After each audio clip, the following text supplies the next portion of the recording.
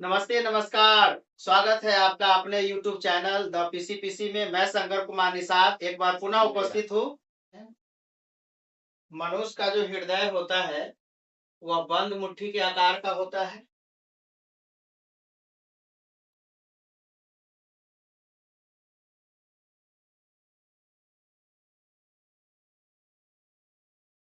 यह बंद मुट्ठी के आकार का होता है और यह त्रिकोणात्मक होता है।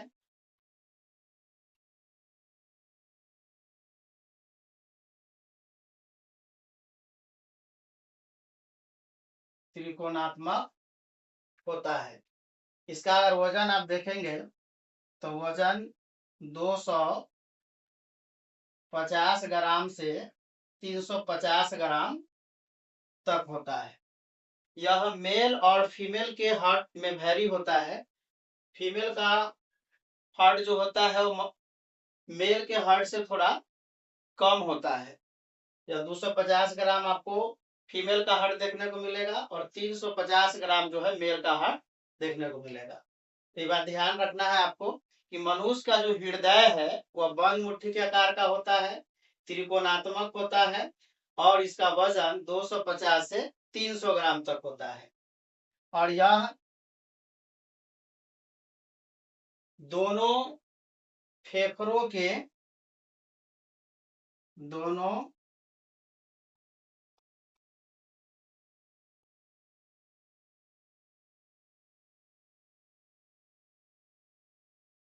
फेफड़ों के मध्य में पाया जाता है।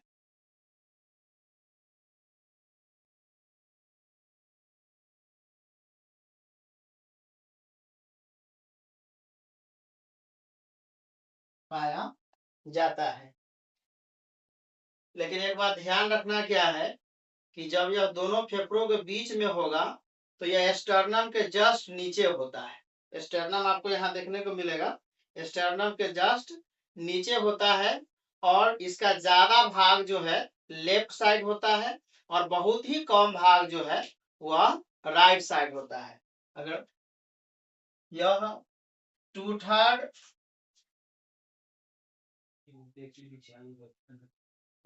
लेफ्ट आपको देखने को मिलेगा। टू थर्ड लेफ्ट और वन थर्ड जो होता है वह राइट होता है। ठीक है।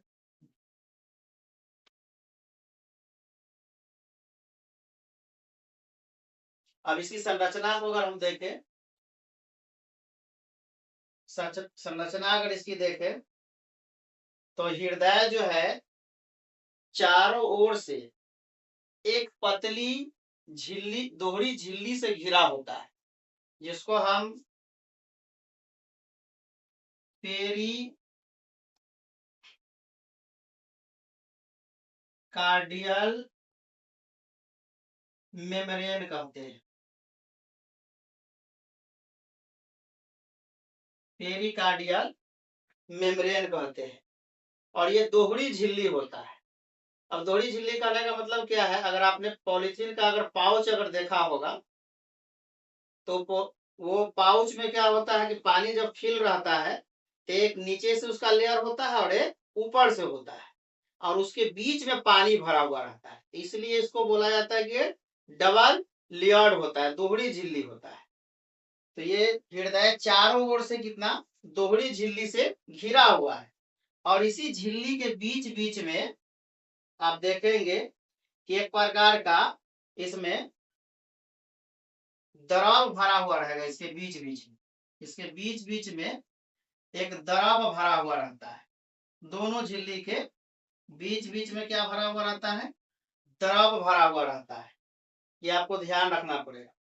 पेरिकार्डियल मेम्ब्रेन एक दोहरी झिल्ली है और उसी के बीच में एक द्रव भरा हुआ है जिसको पेरिकार्डियल फ्लूइड कहते हैं। पेरिकार्डियल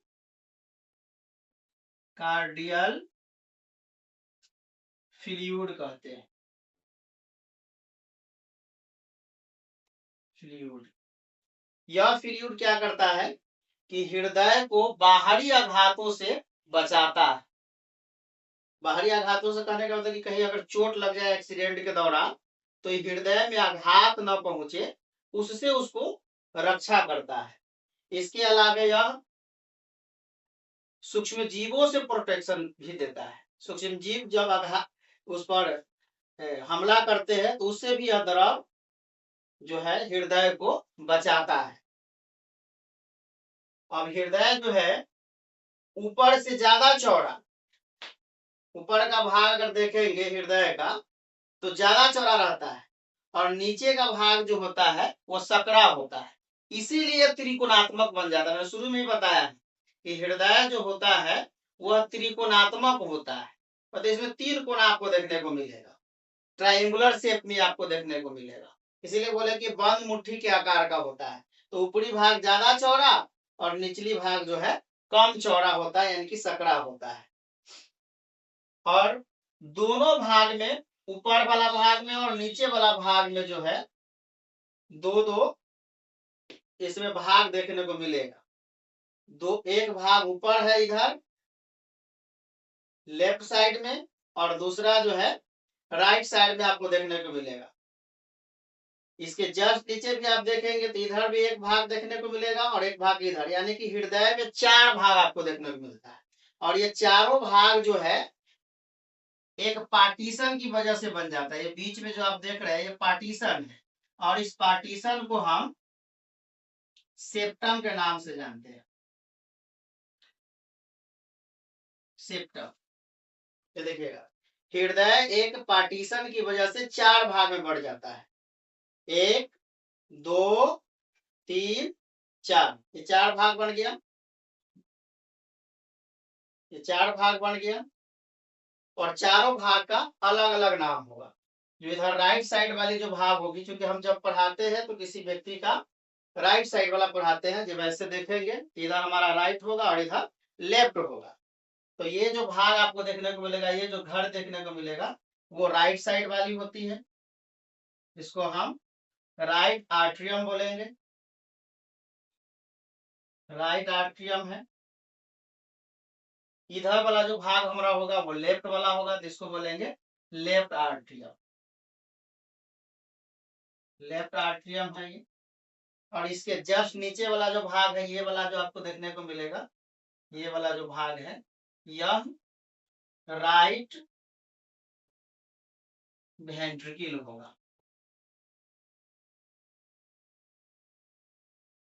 इसके बगल वाला जो भाग होगा, ये वाली, ये होगा लेफ्ट वेंट्रिकल।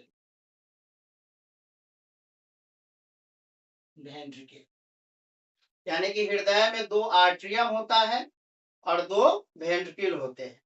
राइट साइड में right atrium, right ventricle, left side में लेफ्ट आर्ट्रियम और लेफ्ट वेंट्रिकल होता है।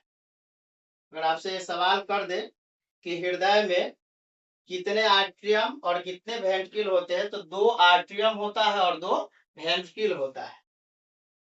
इसके अलावा हृदय के राइट साइड में अगर हम आप देखेंगे तो एक यहाँ नली आपको देखने को मिलेगी, ये वाली, ये नली, और एक नली आपको यहाँ देखने को मिलती है। यह नली जो होता है वह सुपेरियर वेना कावा होता है। सुपेरियर वेना कावा होता है। और नीचे वाली जो होती है नली, इसका नाम है इन्फेरियर वेना कावा।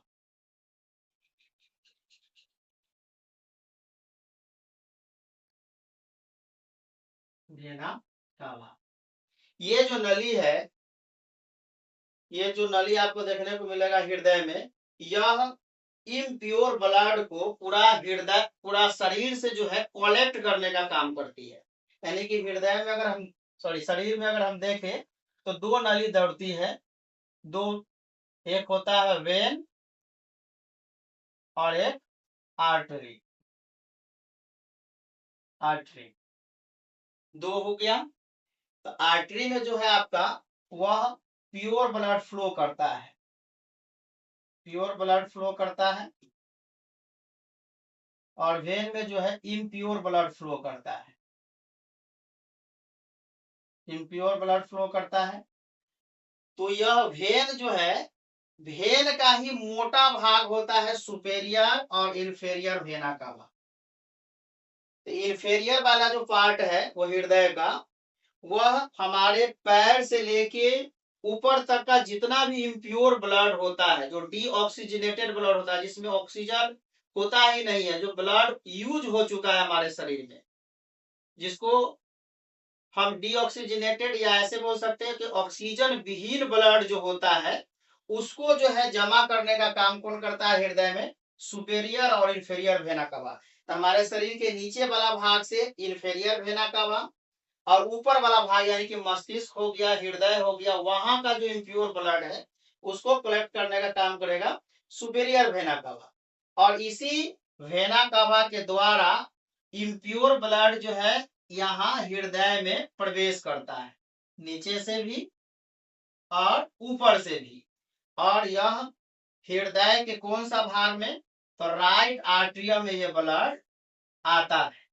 ये राइट आर्टरियम में ये ब्लड आपको आएगा। यह जो ब्लड होता है इम्प्योर ब्लड होता है, जिसमें ऑक्सीजन की क्या होती है? कमी होती है। अब यह जो ब्लड आता है हृदय के कौन से भाग में आ गया? राइट आर्टरियम में। और हृदय चूंकि एक बार सिकुड़ता है और एक बार फैलता है, तो जब हृदय फैलेगा उसी समय ब्लड सुपेरियर और इंफेरियर वेना कवा के द्वारा कहां पहुंचेगा? राइट आर्टरियम में पहुंचेगा। और राइट आर्टरियम वाला पार्ट जैसे ये सिकुड़ेगा तो इसका ब्लड जो है कहीं ना कहीं जाने का प्रयास करेगा। तो ये ब्लड कहीं जाता नहीं है, जस्ट इसके नीचे आप देखेंगे तो ये वाला जो आपको लाइन दिखाई दे रहा है, ये एक दीवार है। और इस दीवार के पास में एक भाल्व होता है। इस भाल्व का नाम है ट्राइकस्पिड भाल्व। ट्राइकस्पिड भाल्व, ये ट्राइकस्पिड भाल्व है।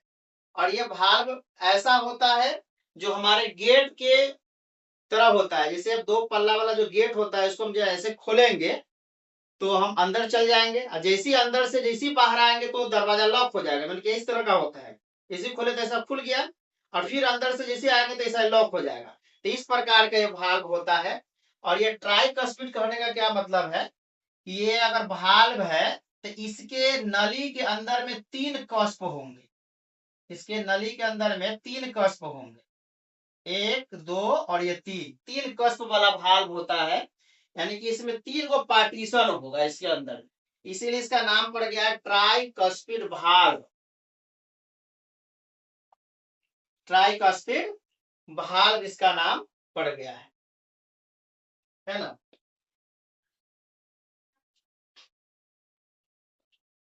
अब ये ट्राइकस्पिड जो भाल्व है, जैसे ही हृदय नीचे वाला जो पोर्शन है एक बार जो फैलेगा तो ऊपर का जो भाग है वो क्या होता है? सिकुड़ता है।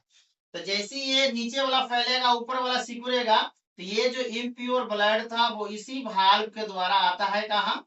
तो ये आएगा आपका राइट वेंट्रिकल में, ये पहुंचेगा। कहाँ पहुंचेगा? राइट वेंट्रिकल में। एक बार फिर से इसको रिपीट कर लेते हैं कि सुपेरियर और इंफेरियर वेना कवा के द्वारा हमारे शरीर के संपूर्ण भाग से अशुद्ध रक्त कहाँ पहुंचता है?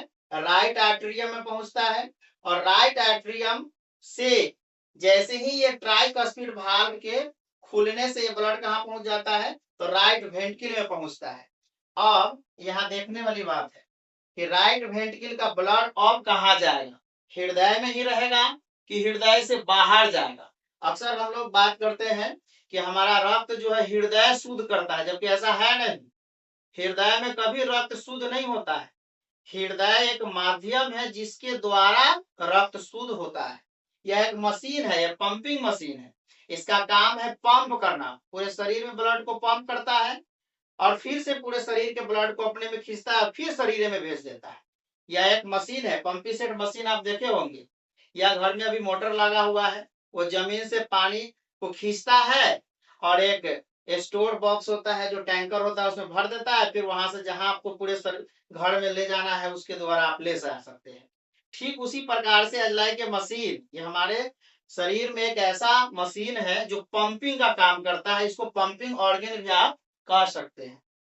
अब जैसे ही नीचे वाला जो हृदय है, यानी कि हृदय का जो नीचे वाला पोर्शन है, ये वेंट्रिकल जैसे ही सिकुड़ेगा तो इसका ब्लड अब कहाँ जाएगा, तो ये जो ट्राइकस्पिड वाली जो बात है, ये ट्राइकस्पिड क्या करती है, ये बंद हो जाती है। अब इसका बल्ब कहाँ जाएगा भाई, इसका ब्लड कहाँ जाएगा, ये अभी तक इम्प्योर ब्लड है, तो यह जैसे ही सिकुड़ेगा तो इसके द्वारा यहाँ एक और भाल्व होता है, यहाँ एक और भाल्व होता है जिसको हम अर्धचंद्राकार भाल्व कहते हैं। हृदय में 4 भाल्व होते हैं। एक भाल्व तो आप देख लीजिए ट्राइकस्पिड भाल्व है जो राइट साइड में है, और राइट साइड में एक और भाल्व होता है जिसको अर्धचंद्राकार जो है कपाट कहते हैं। तो यहाँ आपको देखने को मिलेगा ये अर्धचंद्राकार, अर्धचंद्राकार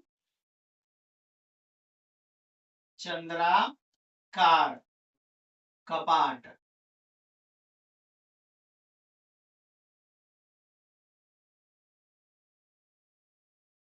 अर्धचंद्राकार कपाट।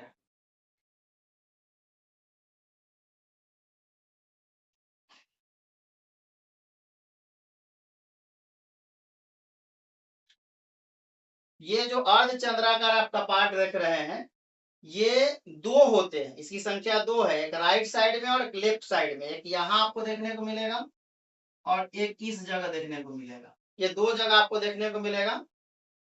इसका अलग अलग टाइम में अलग अलग कार्य है।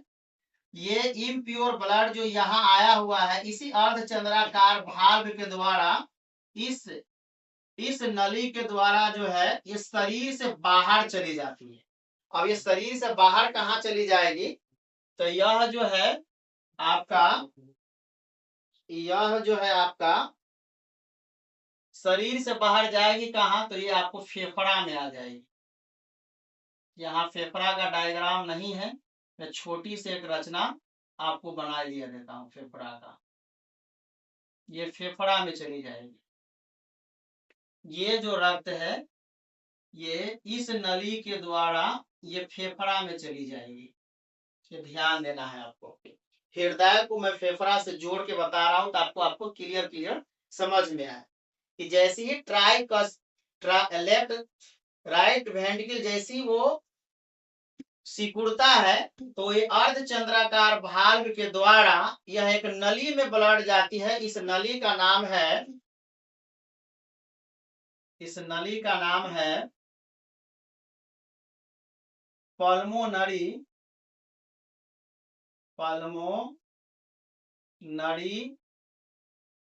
आर्टरी। Pulmonary artery. अब इसका नाम पल्मोनरी आर्टरी क्यों पड़ा है, तो एक बार ध्यान देना है कि आर्टरी में जो ब्लड फ्लो करता है वो प्योर करता है, और वेन में जो ब्लड फ्लो करता है वो इम्प्योर करता है। अभी जो ये ब्लू कलर का आपको जो दिखाई दे रहा है वो इम्प्योर ब्लड है, इसमें ऑक्सीजन की मात्रा नहीं है।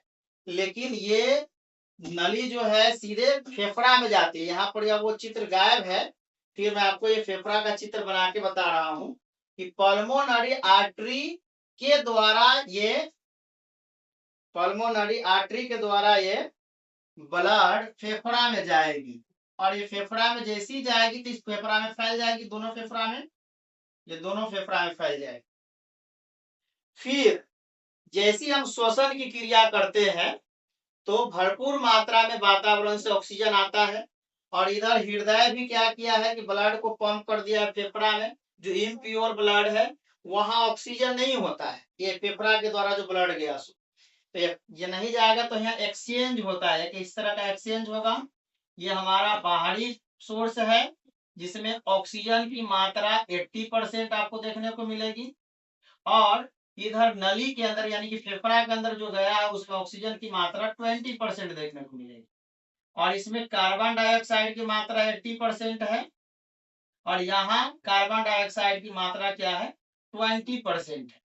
अब ये आपस में क्या करते हैं, इस झिल्ली के द्वारा ये क्या करते हैं, आपस में एक्सचेंज करते हैं। यहाँ गैसीय विनिमय का कार्य होता है, फेफड़ा के अंदर में गैसीय विनिमय होता है, जिससे बाहरी वातावरण से आने वाला जो ऑक्सीजन है जिसकी मात्रा ज्यादा है वो फेफड़ा के अंदर चली जाती है, और जो फेफड़ा के अंदर में जो ऑक्सीजन की मात्रा जो कम है, जिसमें कार्बन डाइऑक्साइड ज्यादा है, जिसको डीऑक्सीजनेटेड ब्लड कहते हैं, वो फेफड़ा के बाहर चली जाती है। तो यहाँ गैसीय विनिमय होता है, जिसकी वजह से हम ऑक्सीजन को शरीर के अंदर ले पाते हैं और कार्बन डाइऑक्साइड को बाहर छोड़ पाते हैं। जरा सोचिए आप, जैसे अब एक गिलास पानी अगर आप ले लेते हैं और उसमें पानी पहले से भरा हुआ है, फिर बाहर से अगर आप ऐड करेंगे तो नहीं ऐड होगा। लेकिन हमारे शरीर में तो पूरा कार्बन भरा हुआ है और इस वातावरण में कार्बन की मात्रा कम है। तो कम है तो यहाँ हाई कॉन्सेंट्रेशन से क्या होगा, लो कॉन्सेंट्रेशन की ओर एक मटेरियल फ्लो करता है, जिसको हम विनिमय कहते हैं।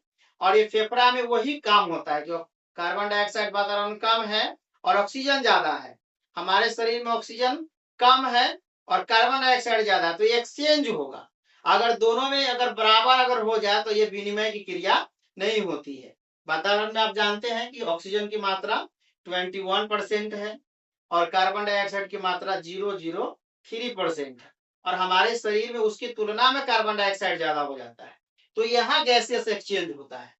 तो जैसे हम श्वसन की क्रिया करते हैं तो ब्लड में पहले से एक लौह तत्व पाया जाता है, जिसको हीमोग्लोबिन कहते हैं। यह हीमोग्लोबिन क्या करता है कि ऑक्सीजन को बाइंडिंग कर लेता है और ऑक्सी हीमोग्लोबिन बन जाता है। उससे पहले जो ब्लड होता है वह अनऑक्सी हीमोग्लोबिन होता है, या कार्बोक्सी हीमोग्लोबिन उसको बोल सकते हैं, वो होता है। और जैसे ये ब्लड राइट वेंट्रिकल से फ्लो करके कहा जाता है, फेफड़ा में जाता है, तो अब यहाँ गैसेस एक्सचेंज होता है। फिर फिर फिर यहां से फेफड़ा से फिर एक नली निकलती है, और यह नली जो है इसमें मिलेगी, इसमें मिलेगी। यहाँ दो नली रहती है,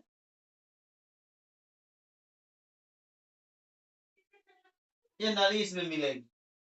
अब यहाँ देखिए गौर से, फेफड़ा से एक नली आ रही है जो हृदय में जुड़ रही है, और एक नली हृदय से जा रही है जो फेफड़ा में जुड़ रही है।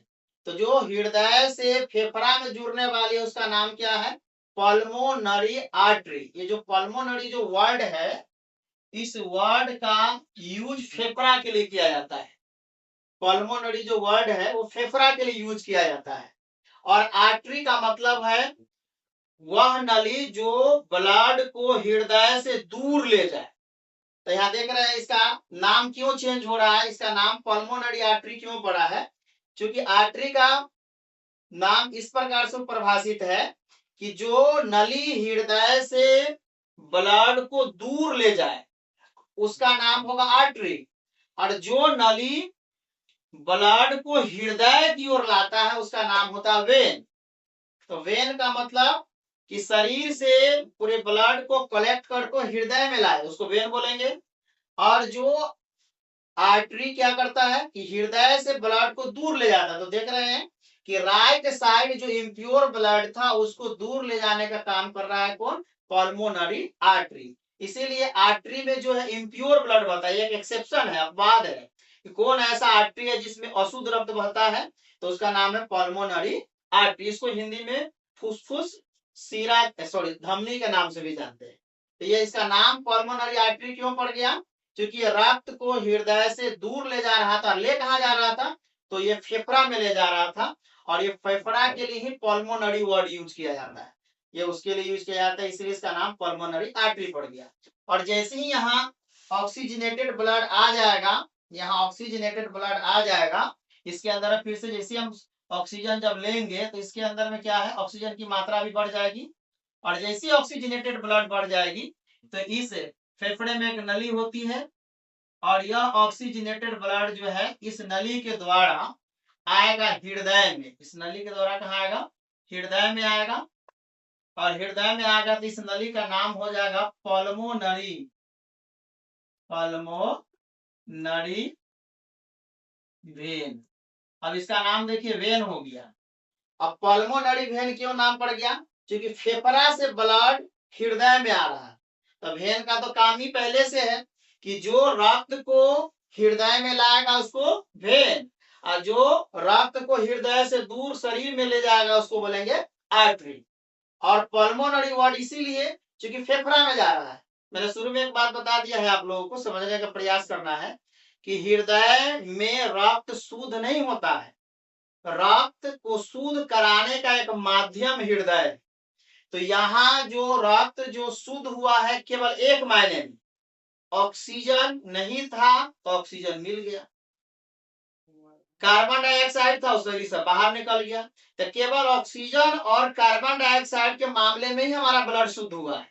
बाकी उसमें जो टॉक्सिडिटी है वह कहाँ जाके शुद्ध होती है, तो वह किडनी में जाके शुद्ध होती है, वहां टॉक्सिडिटी निकलती है जो यूरिन के रूप में निकलेगा। तो एक अलग मैटर है वो यूरिनरी, जब हम पढ़ेंगे किडनी के बारे में उस समय हम आपको बताएंगे कि वहां भी ब्लड शुद्ध होते हैं। तो यहाँ जो ब्लड शुद्ध हुआ है वो केवल ऑक्सीजन और कार्बन डाइऑक्साइड के रूप, ऑक्सीजन हमारे शरीर में आया और शरीर से कार्बन डाइऑक्साइड गया। तो ये आप कंफ्यूजन दूर हो गया होगा कि पल्मोनरी वेन नाम क्यों पड़ा और पल्मोनरी आर्टरी नाम क्यों पड़ा। तो ये आपको सवाल बार बार एक्सेप्शन में पूछे जाते हैं कि कौन ऐसा नली है या वेन है जिसमें शुद्ध रक्त बहता है, तो पल्मोनरी वेन में शुद्ध रक्त बहता है। और कौन ऐसा आर्टरी है जिसमें अशुद्ध रक्त बहता है, तो पल्मोनरी आर्टरी में बहता है। क्लियर हो गया है। अब जैसे ही ये फेफड़ा से ब्लड पल्मोनरी वेन के द्वारा, तो जैसे हमारा हृदय जब फैलेगा, तो ध्यान रखना कि जब फैलेगा तब ये हृदय में ब्लड आएगा। जैसे ये फैलेगा इसका क्षेत्रफल बढ़ जाएगा हृदय का, और जैसे क्षेत्रफल बढ़ेगा तो ये ब्लड आसानी से इसके अंदर में आ जाएगा। तो ये कहाँ आएगा, तो ये आएगा लेफ्ट आर्ट्रियम में आएगा, लेफ्ट आर्ट्रियम में आएगा। और लेफ्ट आर्ट्रियम में आने के बाद फिर ये ब्लड अब जाएगा कहाँ, तो कहीं नहीं जाएगा। ये आपको देखिएगा कि जैसे आप देखिएगा लेफ्ट साइड में भी और राइट साइड में भी ब्लड भरने लगा। हम एक एक करके बता रहे हैं आपको ताकि आसानी से समझे। लेफ्ट साइड में ब्लड है और राइट साइड में ब्लड है। अब दोनों ऊपर से जब सिकुड़ेगा तो इसका ब्लड यहाँ आ जाएगा। अब ये वाला ब्लड कहाँ जाएगा, तो ये जो आप भाल्व देख रहे हैं इस भाल्व का नाम है माइट्रल भाल्व, माइट्रल भाल्व नाम है। इसको आप बाइकस्पिड भाल्व भी कह सकते हैं। ट्राइकस्पिड में बताए थे कि 3 गो कस्प होता है और बाइकस्पिड में 2 ही कस्प होते हैं। इसको माइट्रल भाल्व बोलते हैं। इसका सर्जरी भी होता है कभी कभी ये जाम हो जाने की वजह से। तो जैसे ऊपर का हृदय सिकुड़ेगा तो नीचे वाला फैलेगा, और नीचे वाला सिकुड़ेगा तो ऊपर वाला फैलेगा। तो जैसे ऊपर का फैले सिकुड़ेगा तो ये जो रक्त आप देख रहे हैं ये जस्ट इसी भाल्व के द्वारा हृदय के कौन से भाग में आ जाएगा, तो यह लेफ्ट वेंट्रिकल में आएगा। ये कहाँ आएगा, तो ये लेफ्ट वेंट्रिकल में आपको देखने को मिलेगा, ये लेफ्ट वेंट्रिकल में देखने को मिलेगा। अब हृदय के लेफ्ट साइड में भी और राइट साइड में दोनों साइड में ब्लड है। ब्लू कलर का आप जो देख रहे हैं वो अशुद्ध रक्त है, और जो रेड कलर का आपको दिखाई दे रहा है वो शुद्ध रक्त है। तो आप देखिए कि एक टाइम में हृदय में दोनों ब्लड होता है, अशुद्ध भी होता है और शुद्ध भी होता है।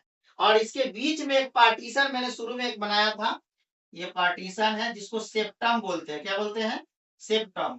अब यही सेप्टम एक पतली झिल्ली होती है, एक दीवार होता है, जैसे 2 भाई के बीच में दरार हो जाए तो क्या करते हैं लोग, घर को घेर देते हैं, चलो हमरा में तू ना हम तोरा में न दो। तो ऐसा एक दरार होता है, और यही सेप्टम क्या करता है कि शुद्ध और अशुद्ध रक्त को मिलने से रोकता है। क्वेश्चन अगर पूछ दे कि what is the work of septum in heart, heart में सेप्टम का क्या काम है, तो ये शुद्ध और अशुद्ध रक्त को परस्पर मिलने से क्या करता है, रोकता है।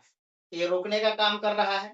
अब यहाँ फिर से एक बार समझेंगे कि अब इसका ब्लड जाए कहाँ, तो देखिए ऊपर जैसी सिकुड़ेगा तो अशुद्ध रक्त आ जाएगा राइट वेंट्रिकल में, और लेफ्ट आर्ट्रियम का ब्लड आ जाएगा लेफ्ट वेंट्रिकल में। अब नीचे वाला सिकुड़ेगा तो कहाँ जाएगा, तो जैसे ही नीचे वाला सिकुड़ेगा तो ये राइट वेंट्रिकल का ब्लड जाएगा कहाँ, फेफड़ा में। किसके द्वारा, तो पल्मोनरी आर्टरी के द्वारा।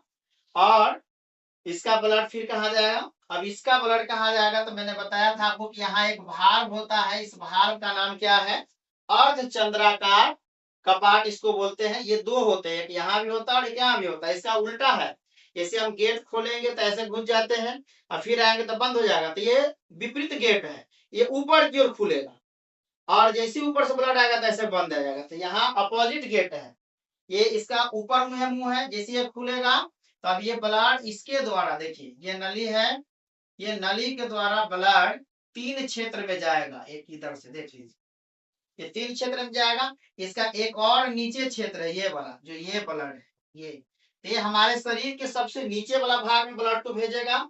और यहाँ से जो है हमारे शरीर में ये ब्रेन में ब्लड जाएगा, फेफड़ा में ब्लड, उसको भी ब्लड सप्लाई चाहिए, ऑक्सीजन चाहिए, हृदय को भी ऑक्सीजन चाहिए ताकि वो काम कर सके। ऑक्सीजन इसीलिए जरूरी है कि वो हमारे शरीर में ऊर्जा के लिए जिम्मेवार होता है। तो अब ये जो अर्धचंद्राकार ऊपर से जो बना हुआ है, इसका नाम क्या है? इसका नाम ऑर्टा है। ऑर्टा, ये ऑर्टा यहाँ भी है, और ये जो नीचे की ओर एक आया है पीछे से, इसका भी नाम ऑर्टा है, जिसको महाधमनी भी कहते हैं। ये महाधमनी है, तो ये ब्लड कहाँ से महाधमनी में पहुंचेगा? तो लेफ्ट वेंट्रिकल जैसे ही सिकुड़ेगा तो ये अर्धचंद्राकार भाग के द्वारा एक बार में लगभग 70 ml ब्लड ऑर्टा में आता है, और यहाँ से हमारे पूरे शरीर में फैल जाता है। तो ये प्रक्रिया लगातार चलती रहती है, और ये बारंबार दोहराई जाती है। यहाँ ध्यान रखना है कि यहाँ एक दोहरी संचरण भी आपको देखने को मिलेगा। कि एक ब्लड को आप देखे हैं कि सुपेरियर इंफेरियर वेना कवा के द्वारा ब्लड हृदय के राइट एट्रियम में, लेफ्ट एट्रियम में आया, फिर यही ब्लड फेफड़ा में गया, और फिर यही ब्लड शुद्ध होके कहाँ आया? लेफ्ट वेंट्रिकल और लेफ्ट आर्ट्रियम में आया। तो एक ही ब्लड को हृदय में चूंकि 2 बार आना पड़ता है, तो यहाँ ये डबल सर्कुलेशन भी उत्पन्न करता है। तो यहाँ डबल सर्कुलेशन भी आप बोल सकते हैं कि दोहरी परिसंचरण क्या है। तो जब हृदय से होकर एक ही ब्लड को 2 बार गुजरना पड़ता है तो उसको हम डबल सर्कुलेशन भी कहते हैं। तो मैं आशा करता हूं कि आपको यह हृदय का जो कार्य है और हृदय की जो संरचना है आपको अच्छे तरीका से समझ में आ गया होगा। इसी के साथ बाय बाय।